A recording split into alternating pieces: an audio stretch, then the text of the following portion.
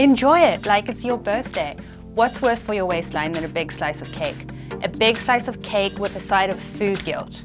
A study in the journal Appetite found that people who associated chocolate cake with feeling guilty were far less successful at losing weight compared to the group who associated cake with celebration. So go on, naughty girl, stick a candle in it, even if it's not your birthday, and make a wish.